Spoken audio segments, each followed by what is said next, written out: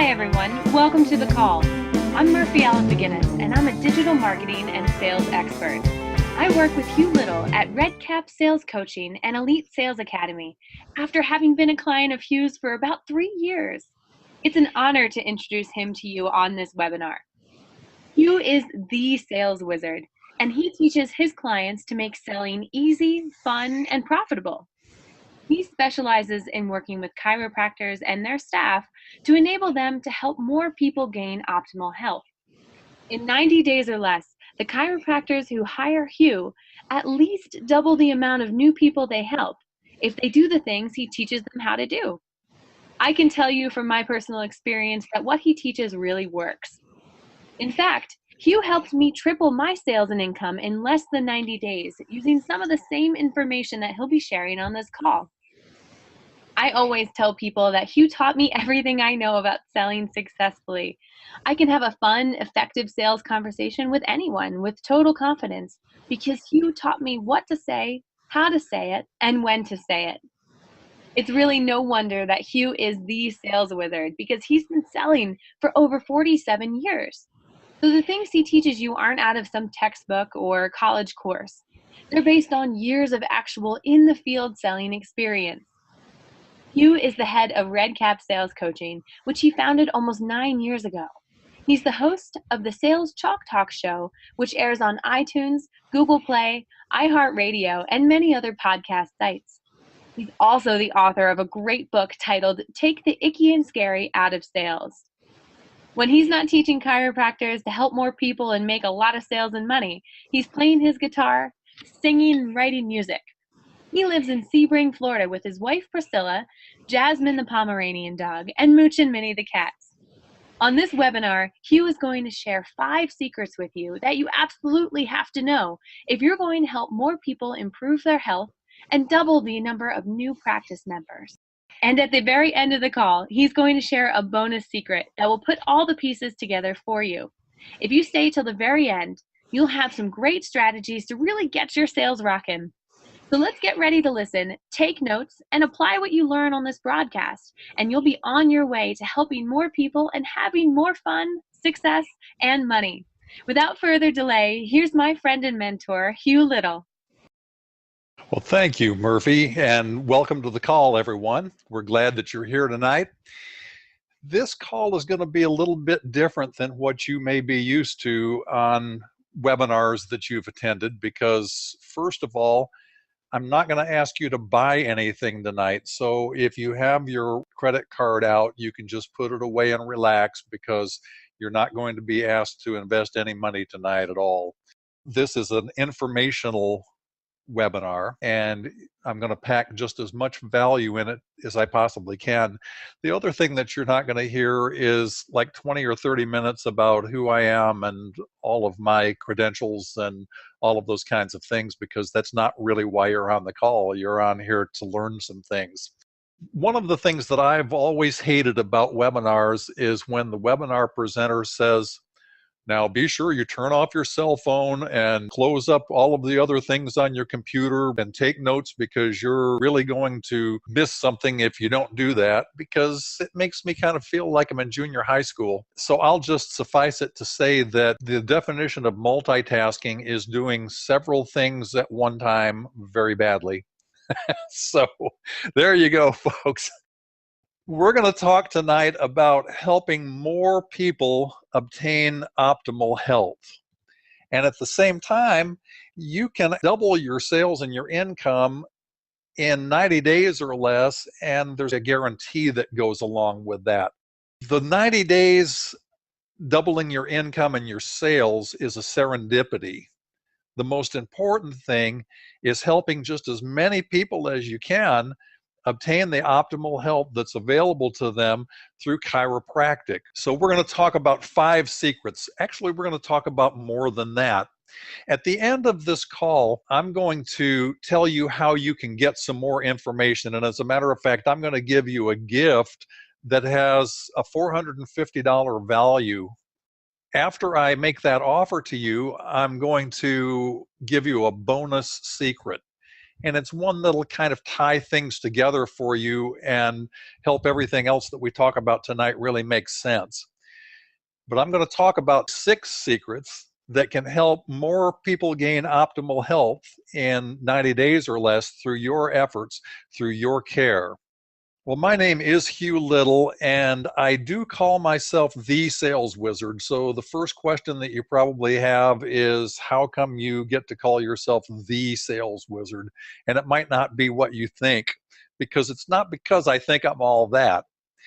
As a matter of fact, in the 1970s, when I first got out of the Air Force, I took a sales job almost immediately, and I picked that out of 6 or 7 offers that I had available to me because there was no limit on the amount of money that I could earn. I have always been a very outgoing guy. I've always had an easy time talking to people. I just thought that I would be laughing my way to the bank and that everything was going to be absolutely amazing. It didn't exactly work out that way because there is much more to selling than just being able to talk to people. I didn't have the slightest idea what to say or how to say it or when to say it. I got nervous when it was time to do certain things during the sales conversation, and I just really didn't do very well. So I know what it's like to sit down and talk with somebody who I know needs my services, needs my help, and have them give an excuse or just say they don't want to do it and leave without buying. I know what it feels like to go back to the office and have to tell my sales manager that I didn't make the sale and have my sales manager say, well, you better get busy because if you don't make some sales pretty soon, that's going to be it. We're not going to be able to keep you on. And I know just the heartbreak and the challenges that come with not earning enough money to take care of the bills, to take care of my family, to provide the kinds of things that I really want to provide for them because I haven't made enough sales, because there's not enough income coming in. I'm here to tell you tonight that it doesn't have to be that way for you. Because over the years, I got really good at selling, and I got really good at selling because I read a lot of books and I listened to a lot of records. Now, those of you who are younger might not even know what a record is. It was something that was made out of plastic and it went around and around on a turntable and a needle scratched it and sound came out.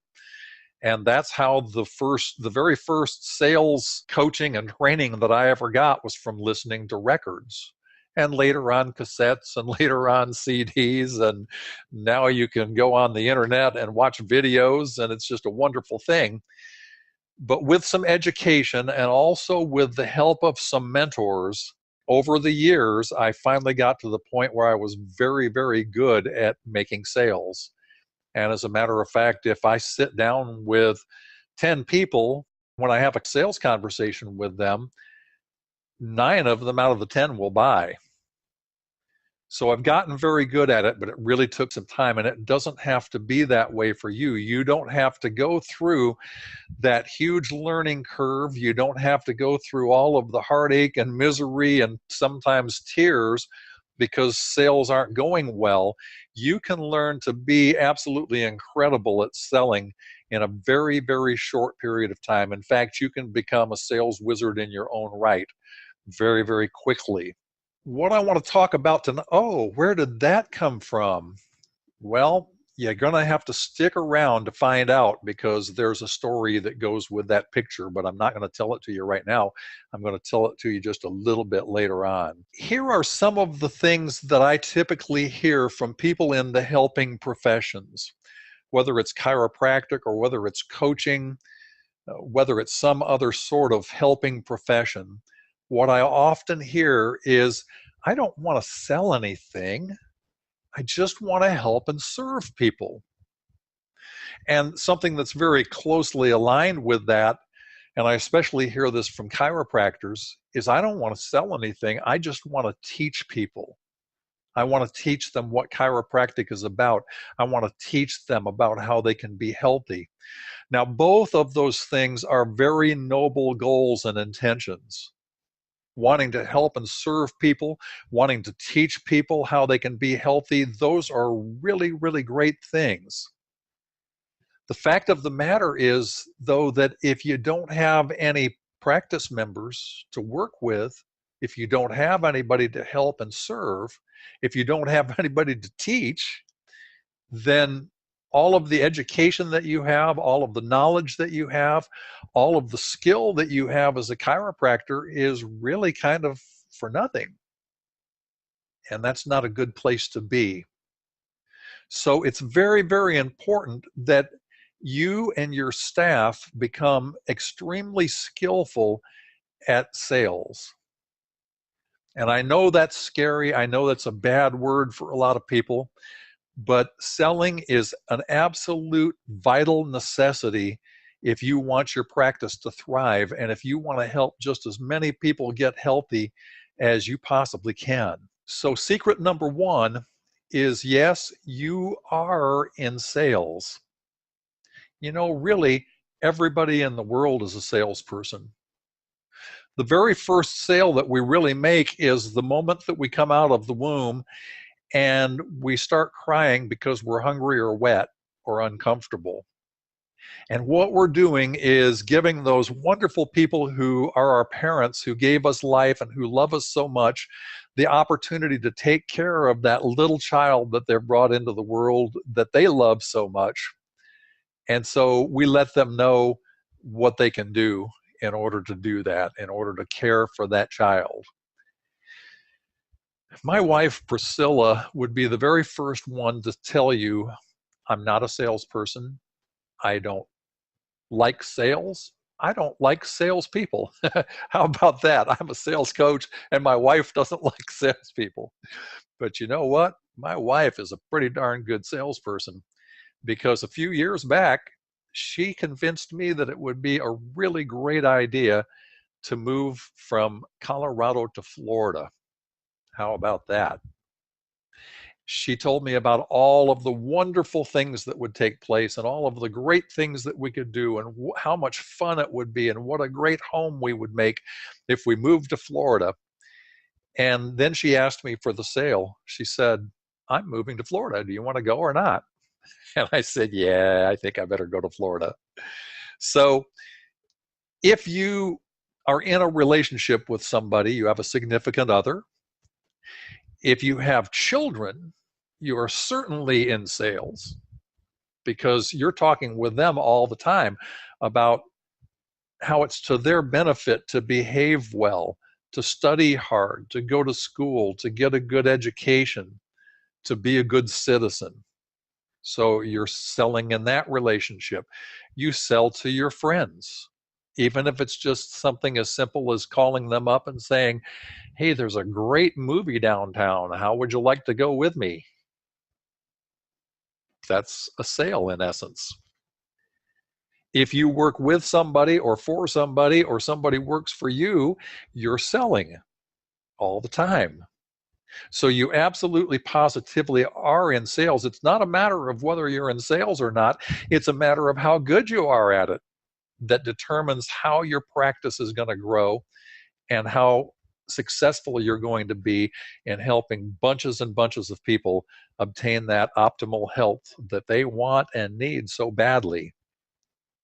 So the next consideration, the next question that you need to ask yourself is, what am I selling anyway? Are you selling your services? Are you selling the care you provide? I've even heard some sales trainers and some sales managers say, oh, you're not selling a product or service, you're really selling yourself. And if people buy you, then they'll buy from you. The truth of the matter, though, is that you're really not selling any of those things. What you need to do is answer that question directly. Instead of saying I, we, us, our, I call it the I factor. Because if you go on social media, or if you open your emails that you get that are attempts to sell you something or get you interested in buying something, Or if you even look at billboards, or if you see an advertisement on TV or listen to one on the radio, what you'll hear more times than not is we, our, us, I.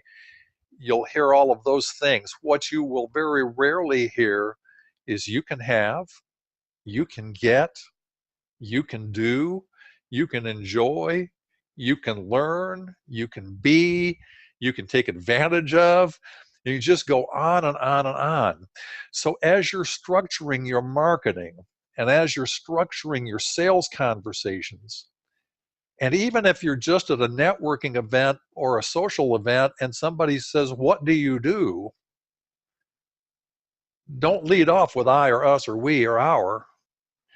Lead off with you. Or talk with them about a challenge that your ideal practice members have. There are so many people out there that are suffering from lower back pain or pain in their shoulders or their legs, and they have such a difficult time, and it's really making their lives almost impossible. Sometimes they can't even find a way to sit or lay down or stand that doesn't hurt. They can't do the things that they really want to do in their lives. And it really doesn't have to be that way.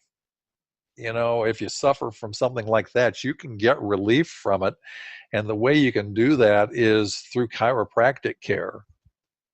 And then maybe you could even tell a little story about somebody that just recently came in that got tremendous results, and tie it all up by saying, if you've got that kind of challenge, you can have the same kinds of results too.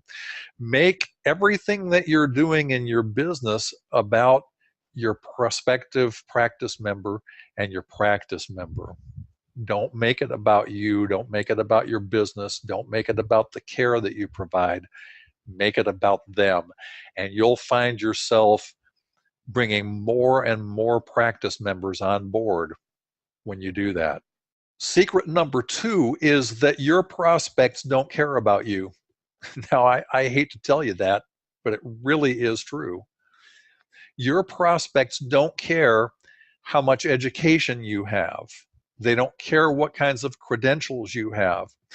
They don't care what brand of chiropractic you practice. They don't care what your techniques are. They don't care how you go about providing care. They don't care what the nuts and bolts of it are.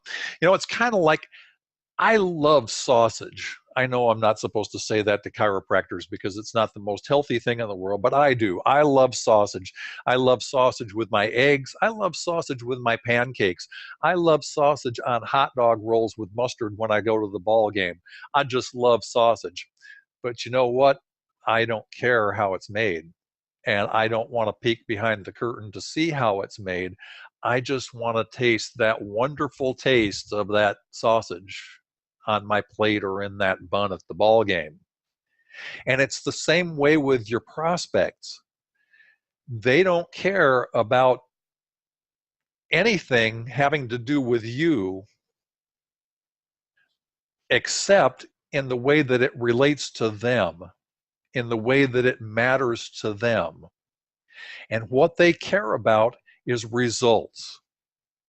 They want to know, if they do business with you, if they allow you to provide their care, how is that going to change their life in some really positive way?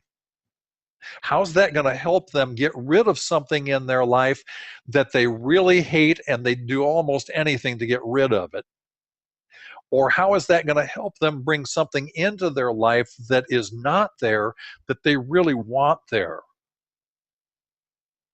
In fact, anytime that you talk with a prospective practice member, the one question that they have in their mind is, what's in it for me?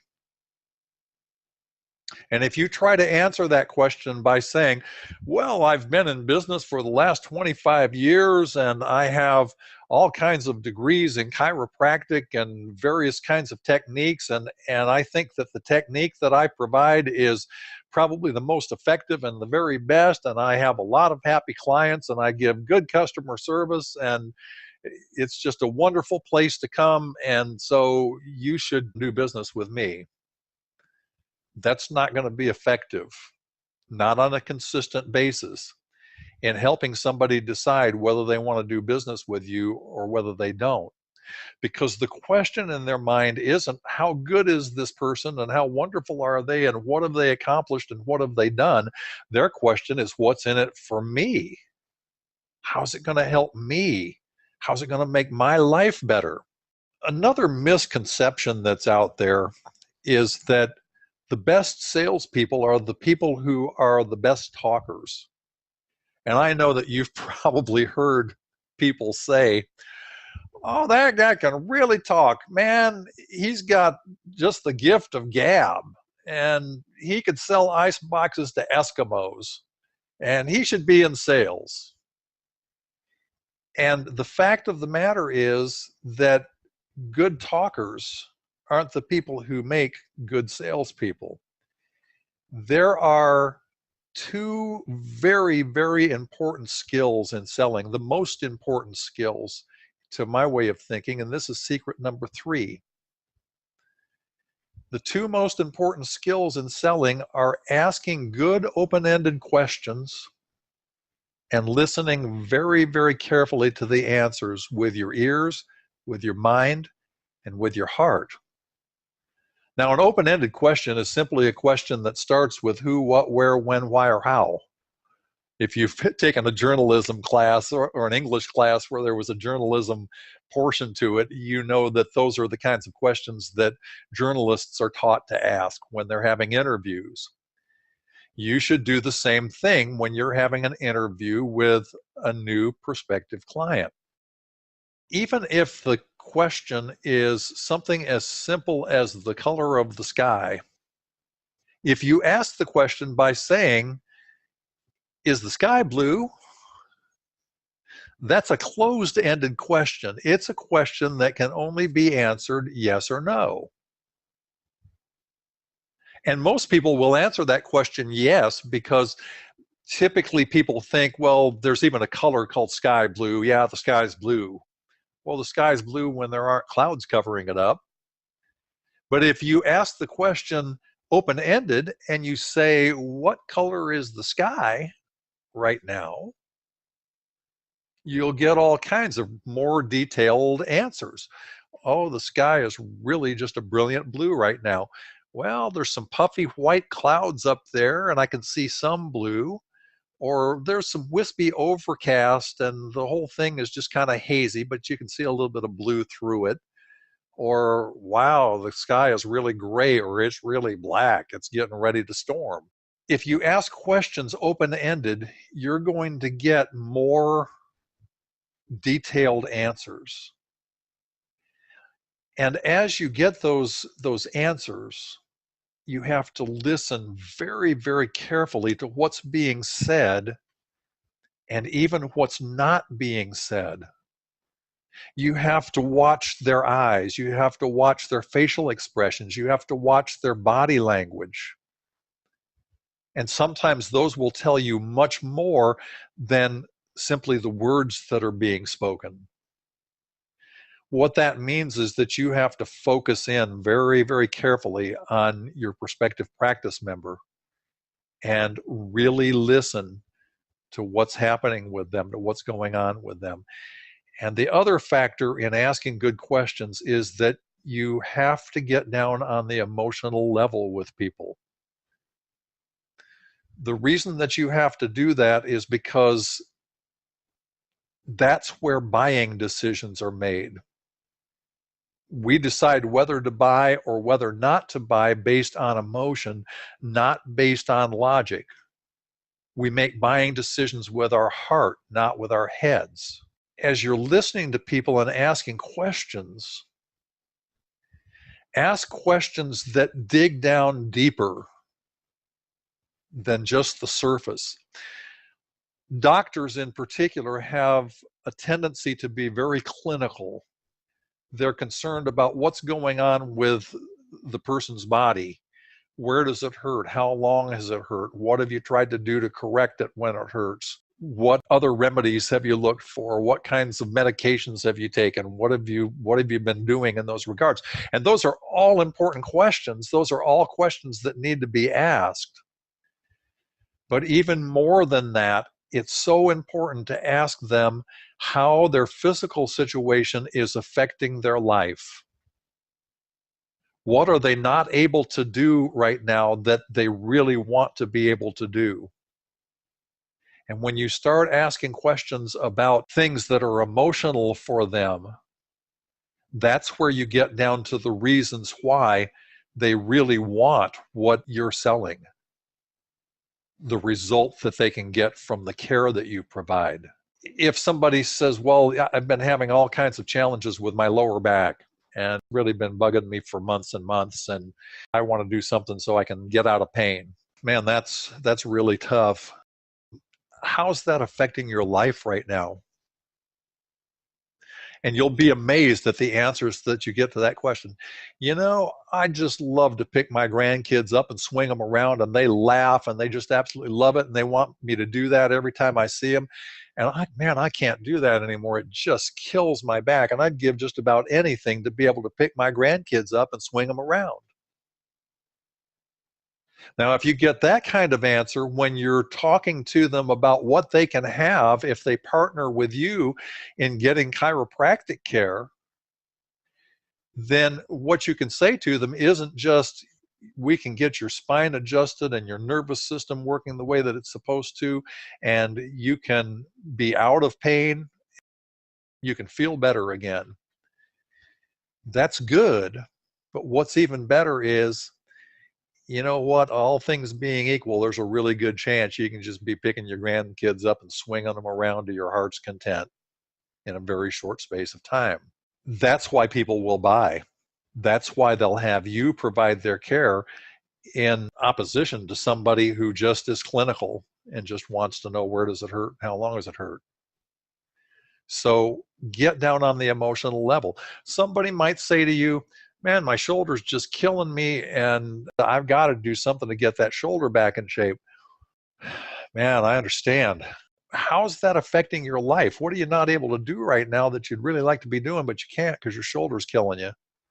Well, man, I'm a gym rat. I love to hang out at the gym and work out. And I haven't been able to work out now for a couple of months. And I've gained 10 pounds. I can't get in my skinny jeans anymore. And it's just killing me, man. I got to get this weight off. I got to get back in the gym. Well, now you can talk to them about how they can get back in the gym if they do the things they need to do and get the kind of care that you can provide for them. So get down on the emotional level with people and listen to them and take notes, and then talk with them about the things that were the pain points, the emotional triggers that you found when you were asking the questions. Way too many people still think that selling is about persuading people or arguing with them or manipulating them or shaming them. And selling is not about any of those things. Selling has evolved tremendously in the last 10 years. And part of the reason that it's evolved is because of the internet and because buyers are so much more sophisticated now.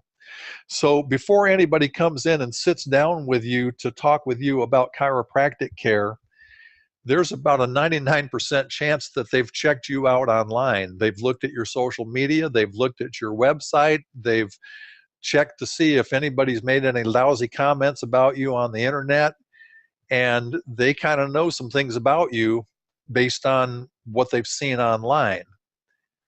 And maybe they've even done some research about chiropractic and about the nervous system and about how the spine really has to do with the nervous system and the organs, and really every system in the body is regulated by what's going on with the spine. So they're pretty sophisticated and they already know a lot of things. So when they come in and they sit down and they talk with you, what they're looking for is, first of all, whether they feel like they know you, whether they really like you, and whether they really trust you. I mentioned to you earlier that it's very important that everybody in your office be really great at sales. That includes your front desk person. It includes your chiropractic assistants. If you have somebody doing massage that's connected with your office, it includes them. It includes your office manager.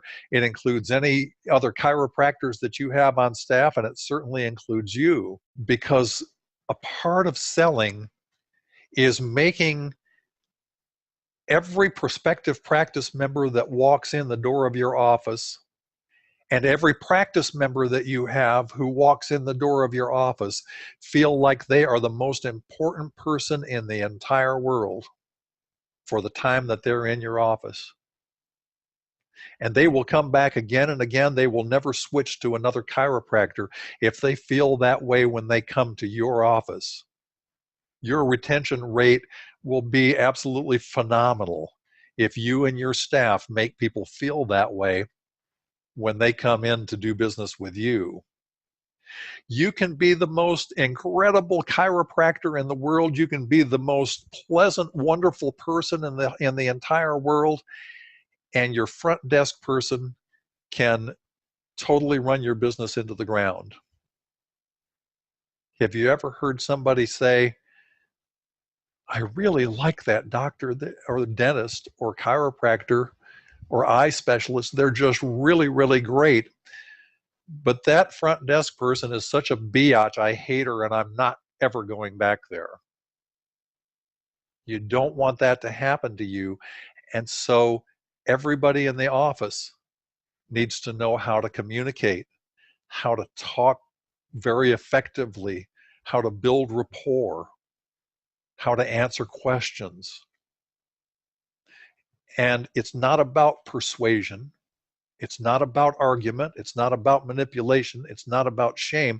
Notice what the dictionary definition of the word persuasion is. It's the art of getting what you want.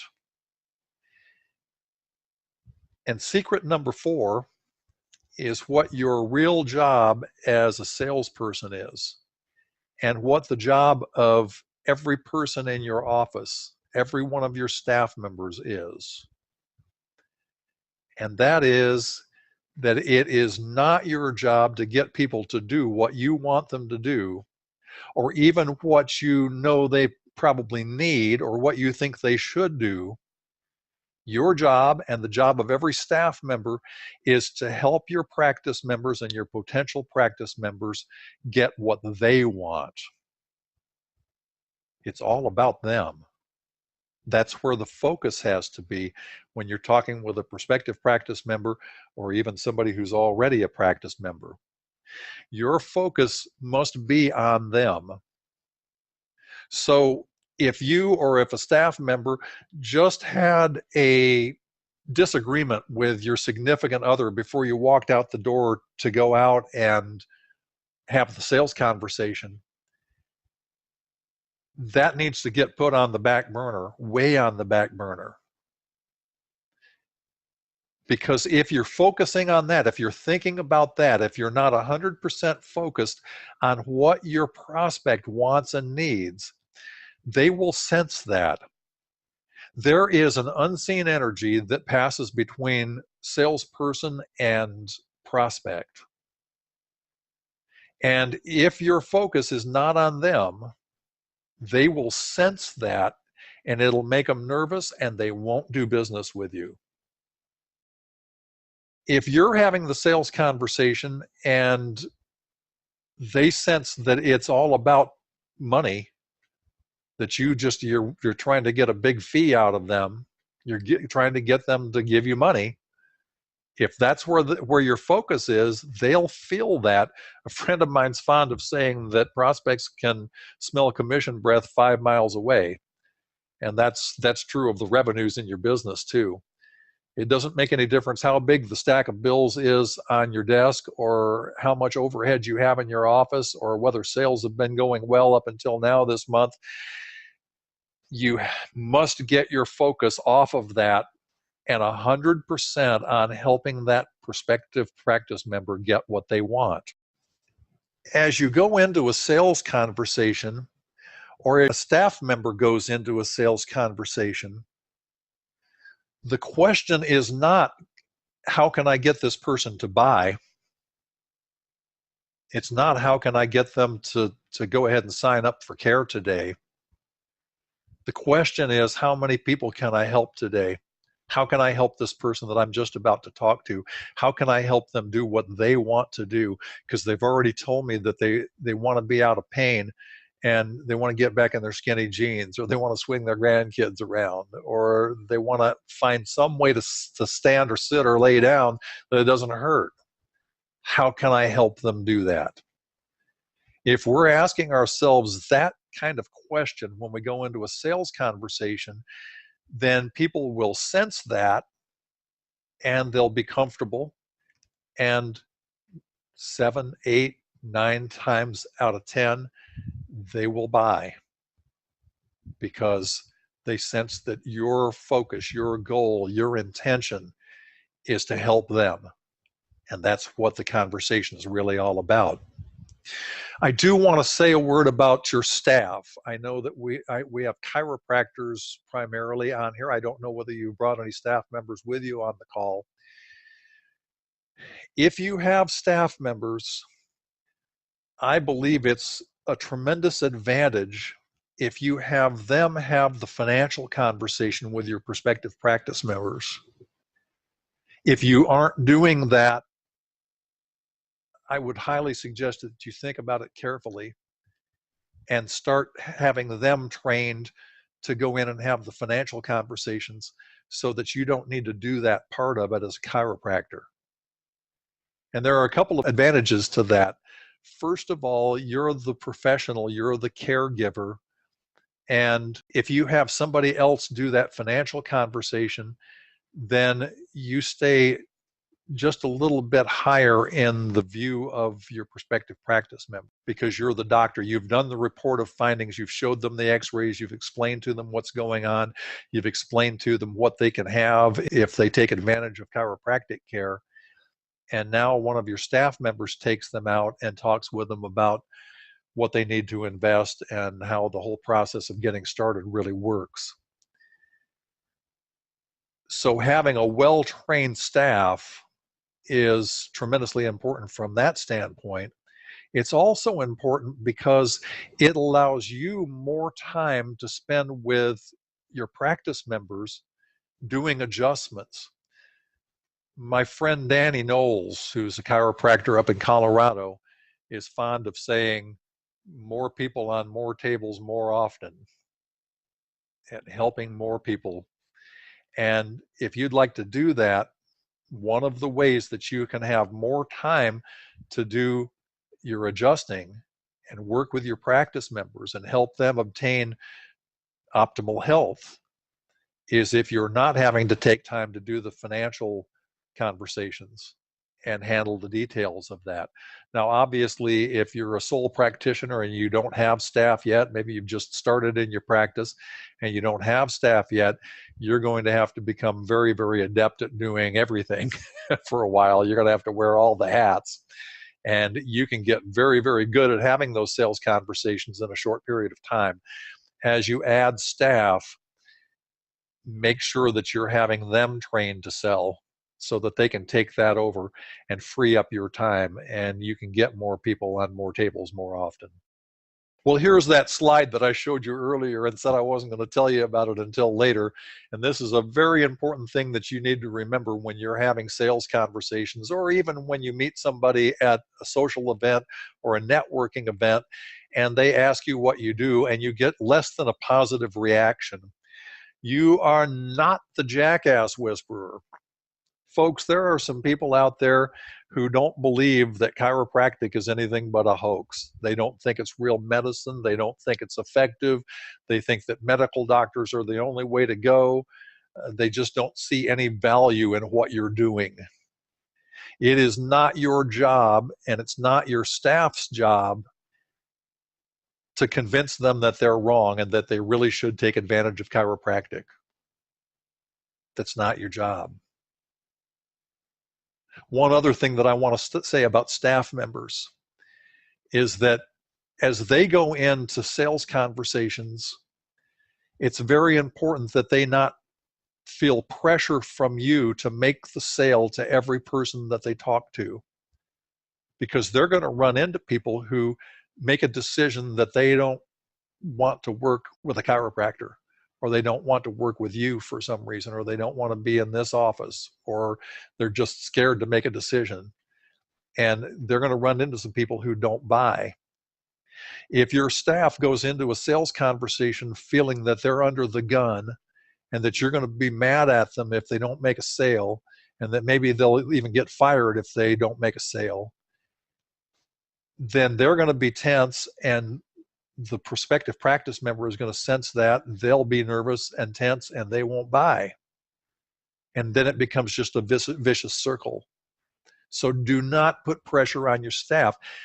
Have them trained to do really effective sales conversations, and they're going to have a conversion ratio that's up in the 60, 70, 80% atmosphere. It's not going to be 1 or 2 and 8 people walk out of the office without buying, but occasionally some people are. Your staff doesn't need to be the jackass whisperer. They don't have to convince people that don't want care that they really ought to want care, and you don't have to do that either. What you want to do is go out and look for the people who are looking for you, your ideal practice members. There are people out there who want what you have available. They want the results that you can give them so much, and they're just looking for something. They're looking for someone that can help them. And they're in the office because they're hoping that they can find somebody that will give them the result that they're looking for.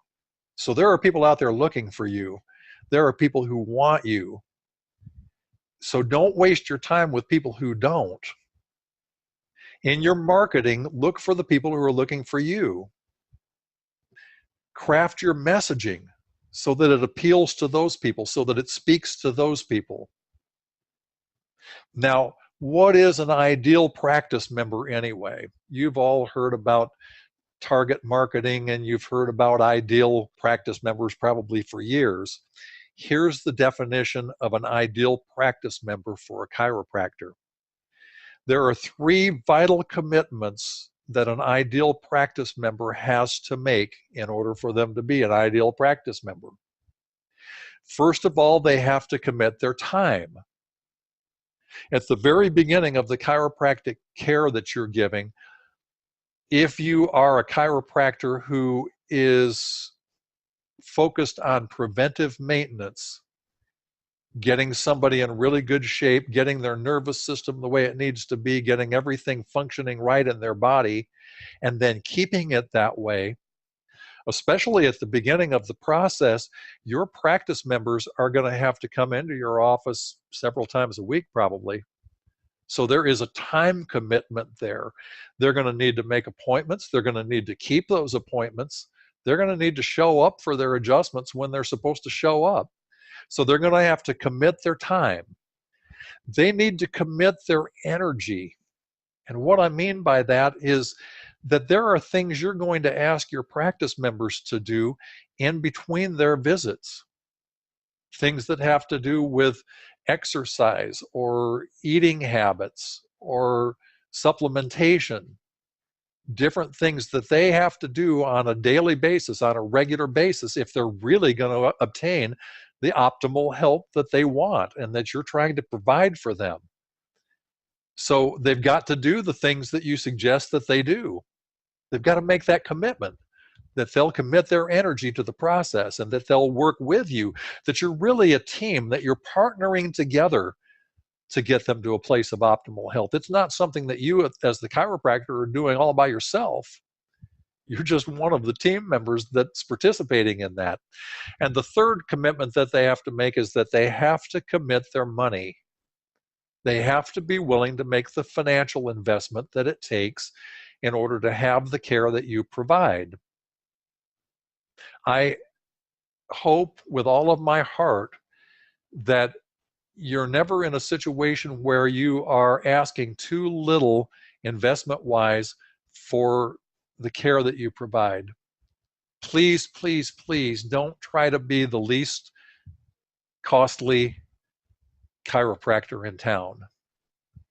Don't take that stance. Don't let it be about the cheapest. Make it about the best. Make it about the value that you provide. And do business with the people who are able to invest the money that it takes to have that care.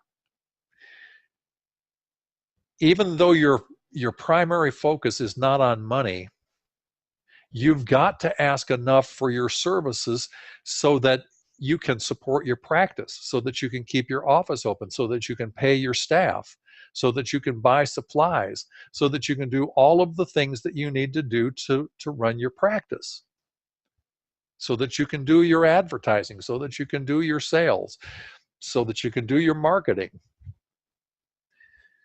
You also are going to have to make enough money to support your family in the way that they deserve to be supported. And you also need to be able to support your staff in the way that they need to be supported so that they stay with you and over a long period of time and provide the kind of service to your practice members that your practice members really deserve. And you owe it to the practice members and the prospective practice members out there who need what you can give to them so much. And the only way that you can do that is if you're asking a fair amount of compensation for the time that you spend working with your practice members. So don't be shy about setting your pricing in a way that it reflects the value that you are providing for your practice members. And never, never, never, never, ever, ever, ever, that's an absolute, cut your price without asking for something in return. You can reduce the level of service that you're providing, the number of visits that are available to them. In some cases, you might even give scholarships to people that are in need that you really want to work with. You're not able to do that all the time, though. You've got to receive fair compensation. So those are the three vital commitments that people have to make in order to be an ideal practice member. And that is who you're looking for. And there are people who will make those commitments, who are looking for you, who want what you can give to them. So go find them, have conversations with them, listen to them, find out what they want, and tell them what they can have if they work with you. Think of selling this way. What if you were having a party for a whole bunch of your friends and you baked up a batch of the world's best chocolate chip cookies, the best chocolate chip cookies in the entire world. And the party starts and the cookies have just come out of the oven and your house just smells so good. There's that wonderful aroma of fresh baked cookies, and those cookies are still warm and they're gooey and they're chocolatey, and maybe they have some walnuts or pecans in them, and oh, they're just absolutely delicious. As we say down here in Florida, they'll make your tongue jump right up and beat your brains out. They're so good.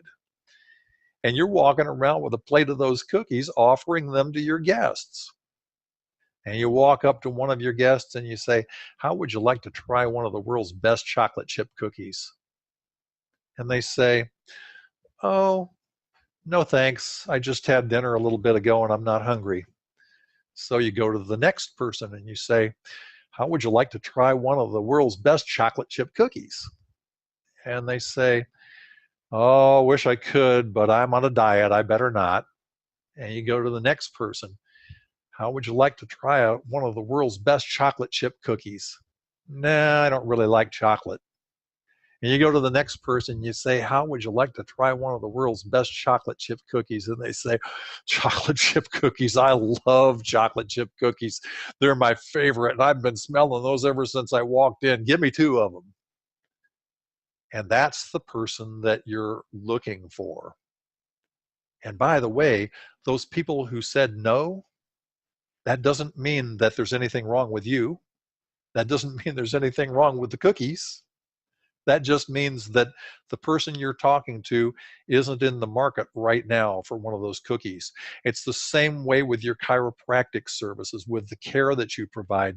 If somebody tells you or your staff no, it doesn't mean there's anything wrong with you. It doesn't mean there's anything wrong with your business. It doesn't mean that there's anything wrong with chiropractic care and the care that you provide. So do not take it personally if you hear a no. There are going to be some of those. Just go on and offer your chiropractic care to the next person. And you're going to find the people who are looking for you, and they're going to be the very best chiropractic practice members that you have ever seen. And the thing is that not only are they going to work with you initially, they're going to stay month after month, year after year. You're going to have somebody that's one of your practice members for life, as long as you make them feel like the most important people in the world.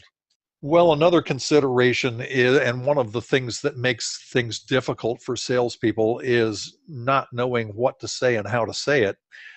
I have nothing to say and I'm saying it. I love that slide. And unfortunately, there are a lot of salespeople out there in the world who are doing just exactly that. They have no idea what they're going to say. They're just talking off the top of their head. And every now and again, they're successful, and most of the time, they're not. So it is tremendously important for you and your staff to know what to say and how to say it. From the moment that your front desk person picks up the telephone or greets a person who walks in the door of your office, to the chiropractic assistants who are doing the day one tour and asking questions, the report of findings, the financial conversation, and the customer service and asking for referrals that goes along after that. So secret number 5 is that scripts are good. And a lot of salespeople, a lot of chiropractors, a lot of chiropractic assistants really resist using a script because they feel like it's going to sound canned. They feel like it's going to sound like something that's just been memorized and being repeated back by rote. And it can sound that way unless you have a great script that is memorized, that's practiced and role played over and over again until it's totally comfortable. It's just a natural, normal part of the way that you and your staff members talk. And when it reaches that point, it's absolutely magic. It takes all of the fear out of the sales process because you don't have to worry about what you're going to say. You know what you're going to say, and it doesn't make any difference who your practice member is. It could be the President of the United States. It could be Tony Robbins. It could be Warren Buffett. It could be anybody. And you and your staff members would be totally comfortable having a sales conversation with them because you know what to say and you've done it over and over and over again. And it's successful. Now I want you to think about 2 things. We script all the time. If you've been selling your chiropractic services for more than 2 or 3 weeks, you already have a script. You already are pretty much saying the same things. It's just a matter of whether that script is effective or whether it's not. Whether the words that you're saying and the way that you're saying those words is effective in communicating what you want communicated to your prospective practice member or whether it isn't. In fact, we use scripts all the time just in our interpersonal relationships. Think about this. If you're going to have a conversation about something that's really important to you with your significant other, do you just go in and say whatever comes to your mind right off the top of your head? Or do you sit down and think about, now what am I going to say and exactly how am I going to say this? And if their response is thus and so, what am I going to say then? How am I going to respond to that? We always do that. We do that all the time. Or if we're going to have a conversation with our kids about something that we're not happy about, we sit down hopefully and think about what we're going to say and how we're going to say it before we do that so that we can have the most effective conversation. So it's not anything that you're not used to doing. And whether a prospective practice member comes on board and becomes a practice member or not, that's something that's vitally important to you. So you need to spend some time thinking about what you're going to say and how you're going to say it. And in fact, you need to mull that over and think about it and say it and work on it until it's very, very comfortable. And I always tell my clients that after you get your script down, I could call you up at 3 o'clock in the morning and wake you out of a dead sleep. And I've never done that to anybody, but I could, and say, hey, let's have a sales conversation. It would just be automatic. They would be right into it without any problem at all. And then they'd kill me afterwards, probably. The other thing that I want you to think about is this. How much money do you think Tom Cruise earns in a year? I don't know how much it is, but I'll bet you it's a gazillion dollars. He makes a lot of money. And how does he make that money? Well, he takes a script that somebody else has written and he memorizes it and he practices it and he role plays it and he rehearses it over and over and over again, and he puts his personality into it, and it becomes part of him and he becomes part of it. And then he goes on camera and he has conversations with the other people in the movie, and he gets paid tons of money for doing that. Now, I'm not saying that if you memorize your script and figure out what you're going to say in a sales conversation and rehearse it over and over and over again till it's really comfortable, that you're going to make as much money as Tom Cruise. But I'll bet you this, I'll bet you'll make a whole lot more sales and a whole lot more money than you have in the past if you don't have a really good script and then you get one. So think about that. Really, really important. Well, we've just had a chance to talk about the snowflake on the tip of the iceberg tonight. There is so much more to the sales process. There's so much more to the mindset, so much more to the skills that you need to develop. So, as I mentioned at the beginning of our time together today, I want to offer you a gift. Before I do that, though, I want you to listen to a very brief video. This gentleman is Dr. Daniel Knowles. He's a chiropractor up in Boulder, Colorado. He was one of my very first clients 9 years ago. And when I first started working with Danny and his staff, they were selling $4,000 annual packages, and their conversion ratio was 32%. About 3 out of 10 people that came in and had sales conversations with them bought the package. After working with them for 2 months, I came into the office. I was doing my sales conversations in person at that time, or my sales training in person at that time. And I came into their office and everybody was grinning ear to ear. And I said, wow, y'all look happy. What's going on? Danny's wife, who's also a chiropractor in the business, said, well, I just went through our numbers for this past month and our conversion ratio was 83%. Now, over the last 9 years, they haven't maintained an 83% conversion ratio, but their conversion ratio ranges between 70 and 83% on a really consistent basis. They've done very, very well. They are sales wizards themselves, and we work together every week to keep it that way. So here's what Danny has to say about working with Red Cap Sales Coaching and having a sales coach for chiropractors. Hey there, this is Daniel Knowles here, and I am in Colorado at 5,280 feet elevation, yes, a mile high, and I'm excited about sharing something that most people don't know about, which is something I'm really grateful for, which is this. One of my secret weapons, I call him, that very few people know about is Hugh Little. I've known Hugh Little, I think it's like a decade.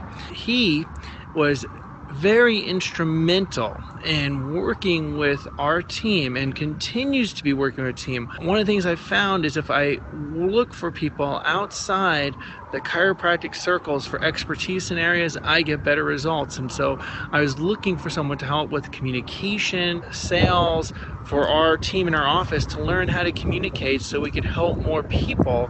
And he did that for us and continues to do that. He works with our team on a regular basis. And not only that, he also, all of our communication dialogues in our office that we've worked on, he continually tweaks and helps us with them so we can serve more people and have more people on more tables more often. So I highly recommend people getting to know my friend You Little. Have a great day. Keep changing and saving lives. Well, listen, you and your staff can be sales wizards too, and you can do it in a very, very short space of time. Now, I mentioned to you at the beginning of our webinar tonight that this isn't going to be like a regular webinar. I'm not going to present some one-size-fits-all program to you and ask you to spend your money and buy that program. In fact, I'm going to give you a $450 gift right now. You can book a free 1-hour strategy session with me, and there is no charge, there's no obligation, there's no pressure whatsoever involved in that. You can ask me any questions that you want. You can talk with me about the specifics of your practice and your sales. You can get some sales tips and ideas and strategies from me. And at the end of our conversation, you can take those back to your office the very next day and start utilizing them right away to help more people obtain optimal health. If you think that my sales coaching services might be of benefit to you, we can chat about that. We don't have to, but we can. In order to book your free strategy session, all you have to do is go to bit.ly/wizard-strategy. That's my calendar. And you can book yourself in for an hour. And I hope that all of you will take advantage of that. I know what you're thinking. You're thinking, well, this is a sales guy, and if I get on that call, I'm going to feel obligated. He's going to make me feel guilty. He's going to twist my arm. He's going to try to get me to buy his services, and I don't want to have to go through all that hassle, so I'm not even going to have the conversation. And I'm here to tell you that that is not what's going to happen, because I practice what I preach. And we'll have a friendly conversation. If you want to talk about taking advantage of further services, we can do that. If not, you can just take the things that you learn and go back and be even better at adding new practice members to your practice. Now, I also promised you at the beginning that I was going to give you a bonus secret, and here's what it is. Ask and you will receive. Jesus of Nazareth said that, and I believe that that's true. And I also believe that the inverse of that is true, that if you don't ask, you won't receive. And there are so many salespeople, so many chiropractors, so many chiropractic staff assistants who just get really scared when it's time to ask for an appointment, or time to ask for a sale, or time to ask for a referral, or even time to ask a question when somebody sees an obstacle in their path to having what they want and they raise an objection. If you're afraid to ask and you don't ask, the answer is almost always no. If you ask and you ask effectively, and you can learn to do that, people will tell you yes, 60, 70, 80, sometimes even 90% of the time. So it only makes sense to ask. So first of all, ask questions when you meet people initially. When you go to a social event or a networking event, don't try to be interesting.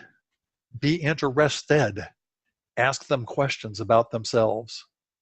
Ask them to have coffee with you. Ask them to come in and have an evaluation. Ask them what's going on with their health. When in the sales conversation, ask lots and lots of open-ended questions. Make all of your questions open-ended. Don't ever ask them closed-ended.